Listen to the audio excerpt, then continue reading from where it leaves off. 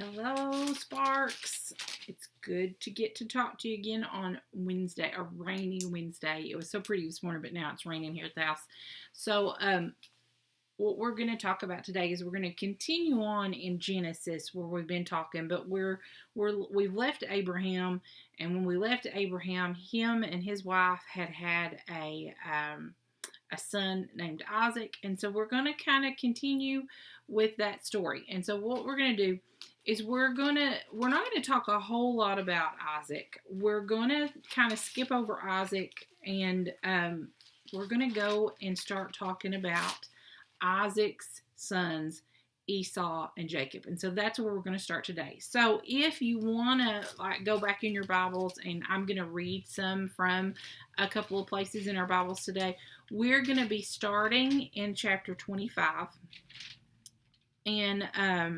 And we will start with I'm looking here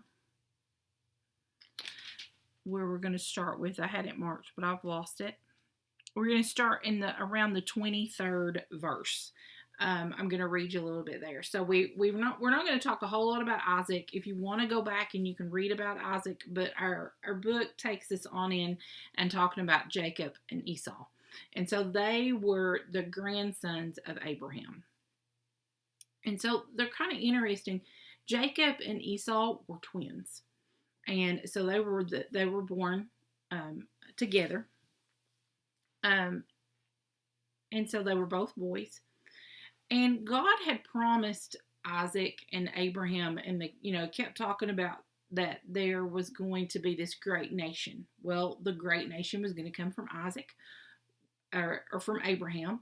Abraham had his one son, Isaac, and then Isaac had Jacob and Esau. And so what's interesting about this story is when Isaac's wife, Rebecca, is pregnant with Jacob and Esau, the Lord tells her, and I'm going to read the 23rd verse here. It says, "And the Lord said unto her, 2 nations are in thy womb, and 2 manner of people shall be separated from thy bowels. One people shall be stronger than the other." So he's saying that one nation, one child's family is going to be stronger than the other child's. And he goes on and he tells her that the elder shall serve the younger. And so that's a big deal here, because in this time, when fathers died and they separated out their inheritance, the eldest son inherited most of what the father had. And he was also in charge of the entire family. He was the person, if you had a problem, if you need somebody to get advice from, he was the person that you went to, the leader of the family. And so the eldest son a lot of times took that responsibility. That was part of what they're going to refer to here in this lesson as the birthright. And so the eldest, though, God says, is going to serve the younger son. So that's telling us right there that the second born son is going to be the leader of the family. And so as time goes on, Rebecca has her sons.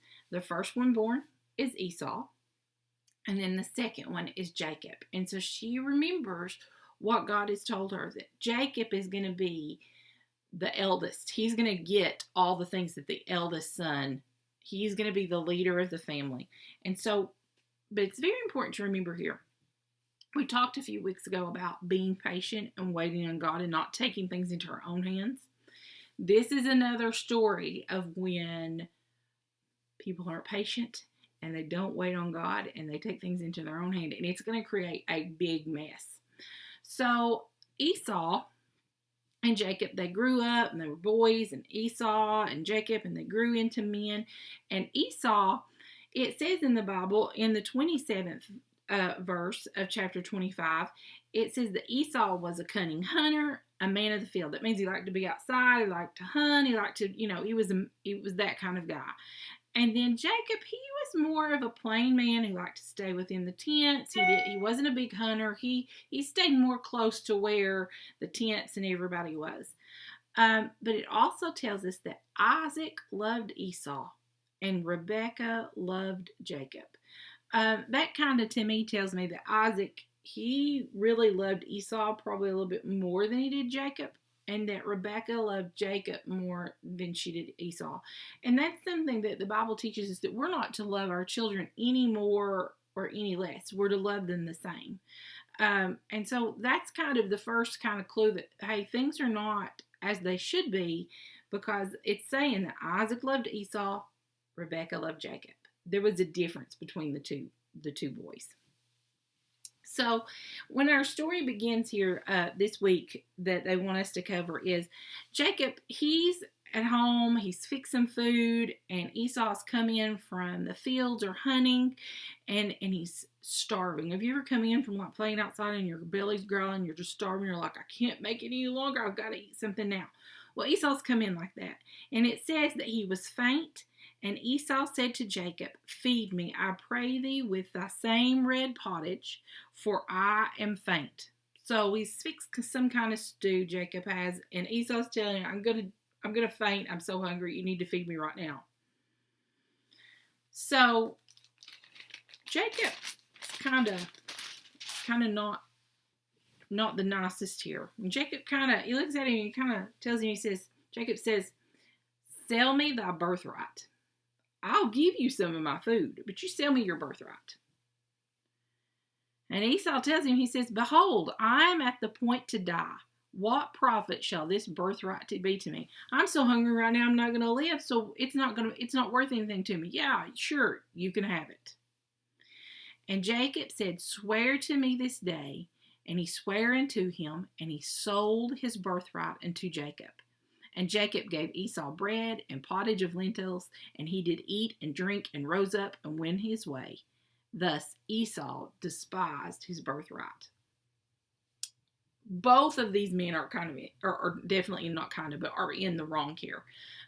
Jacob should have never asked Esau for his birthright. He should have loved his brother enough to say, you're in need of something here, let me help you out. Because we've talked about sharing God's love with others, and we do that through kindness. So Esau was in need here. Jacob should have said, okay, I'm going to do the kind thing and help you out. But Esau's in the wrong here too. He should have never took that part of him, that birthright, so lightly that, yeah, I'll give it to you. I'm hungry. I'm so hungry that it's not going to matter, so I'm just going to give it away. I mean, more than likely, Esau was not to the point of, I'm going to die right now this second if I don't get a bite of food. He probably wasn't anywhere near that. And so when it says here that Esau despised his birthright, that tells us that after this was all said and done, he got his belly full and he was, in a better frame of mind, he regretted what he did. Like, he was mad that he had done something like that, and he regretted it. But he was also, I think he kind of carried a grudge there for Jacob too, because Jacob kind of provoked him into that. So that's the first time that Jacob and Esau, the Bible tells us about them having a disagreement and not getting along with one another. And Jacob knows, at least Rebekah, his mother, knows that Jacob is going to be the leader of this family. Whether Jacob knows that right now or not, it doesn't really say, but we know that Rebekah knows that. But here, Jacob, he's took things into his own hands. He's not waiting on God. He didn't show his brother the kindness and the love that he should have. He kind of tricked his brother, and his brother fell right in and he gave in to him. And, he shouldn't have took something so important and give it away so easily. And so we're going to go on. And as we go on, Isaac, the next time that we're going to talk here is in chapter 27 of Genesis. Isaac is their father.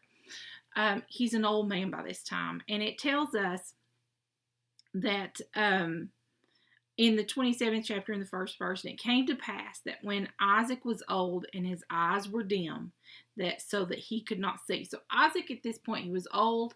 He didn't get around very well, apparently. He was going blind. He couldn't see. He calls his oldest son to him, and he calls him, he says, go kill me a venison and fix me some of the savory meat that I love so much. And venison, we think of venison as being deer, like a wild meat. And so apparently this is one of Isaac's um, favorite meals. And he's craving it, and he tells his son, go kill a venison, fix the savory meat for me, and bring it back. Bring it to me that I may eat, that my soul may bless thee before I die. And so one of the things that the father would do for the eldest son is to bless them, to say, you're my eldest son. You are going to get all the things that are supposed to come to you as an eldest son. And so Isaac needed to do that for Esau. And he tells him, he says, go kill the venison, fix my favorite meal, and come back and let me bless you. So Rebecca, their mother, she overhears this, and she's got a plan, because she knows God's promised me that Jacob is supposed to get this. He's supposed to be the leader of the family. He is supposed to, the eldest is going to serve the youngest. This is his. So this can't happen. We've got to do something here. And so she takes things again into her own hand instead of waiting on God. And she goes and gets Jacob, and she tells him, she said, go, your father is fixing to bless Esau. We got to do something. So she tells him to go get 2 goats and kill them. And she is going to fix the savory meat that Isaac loves so much. And you're going to take it in, and you're going to give it to him and serve him, because Isaac can't see. He's not going to know that it's you and not Esau. And you're going to get the blessing. And so Jacob tells her, he says, but Esau, his arms he's a lot hairier than me. When Dad touches me, he's going to know that I'm not Esau. She tells him, she said, just don't worry about it. Just listen to me. Go get the goats, kill them. We got work to do. So he kills the goats. He brings them back. She fixes the meal. But not only does she fix the meal, but she takes the skin and lays it over Esau or Jacob's hands and around his neck, so that when Isaac touches Jacob, he's going to think that it's Esau, because he's a lot hairier than Jacob is. And so it works. Isaac doesn't realize this is not my son Esau. He doesn't realize that, and he blesses Jacob, and he gives him his blessing as the eldest son. When Esau finds out about this, he is so angry at Jacob for taking this away from him that he threatens to kill him. He tells Jacob, when our father is dead, I'm going to kill you. And that really scares Rebecca, their mom. And she tells Jacob, you got to go. You got to leave. You got to get out of here. It's not safe for you. And so Jacob leaves. And think about this, that Jacob has been given this birthright. He's been given his father's blessing to be the eldest son. But because of the way that him and his mother went about it, he has these things, but he has to leave because they've caused such a mess and such a problem that he can't be there to enjoy those things with his family. To be with his family, he has to leave because he cheated, and he lied, and he was deceitful. And did he get what God promised him? Yes, but not the right way. He did not wait on God. And so that's the problem there, that he didn't wait. He didn't wait for God to take care of things. And we get in trouble for that a lot. We know that things are supposed to happen, but we can't be patient enough to say, God, I'll just wait and wait for your time. And so Jacob, he really paid the price for not waiting on God. He had to leave his family, and he left actually for several years. He does not come back for a good while. In fact, he has a family of his own by the time he comes back. And it's a good long while. I can't remember how many years. I'll try to hunt that, because we're going to talk about that part next week, if I'm not mistaken. But he really hurt the relationship that him and his brother had. You think about it when you're getting mad at your brother or your sisters because, they've not agreed with you, they've not done what you've wanted, or maybe they've been mean to you or said something that hurt your feelings. You don't forget that very easily. And it's hard to let that go and forgive that sometimes. But think about, he took what was rightfully Esau's away from him. That's very upsetting. That would be hard for anybody to forgive, no matter if you were a brother and sister. And so that Jacob, he caused that problem and that confusion and hurt that relationship with his brother. And I want to kind of transition this into our relationship with God and Jesus between us.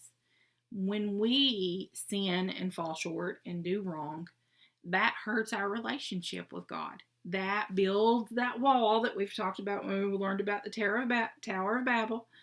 That sin by disobeying, not waiting on God, those things hurt our relationship, and it keeps us from living our lives the way that God wants us to live our lives, for living our lives as in a close relationship with God. And so that's something to be mindful of when you're hurting other people and maybe not being kind and maybe not being honest with other people. Not only are you not being honest with them and you're hurting the relationship you have with them, but you're hurting your relationship with God. Okay, so that's where we're going to leave off this week. Next week, I'm going to flip over here and make sure that I am about to tell you right that what we're going to go on into. We're going to be in the 28th chapter next week. And we will go through into the 29th chapter just a little bit. So if you want to be reading that chapter with your mom and dad so that you know some about it, that would be great. I don't know when we're going to get to be back together yet. It's looking like we're getting closer to that time, but we still haven't been given us the definitive, this is when churches will get to come back and be back together. So we're just going to continue on with this. I want you to know that I miss you terribly, and I'm getting really tired of having to take myself doing videos. I really want to talk to you. I miss getting to interact and being able to ask you questions and get your answers and all of that. I love you. I miss you. I hope you all have a good week. Hopefully we'll see each other very soon. If not, you'll see me on video again next week. Enjoy the sunshine. It looks like it's going to be warm for the next couple of days, so get outside and play. But I'll see you later. Bye.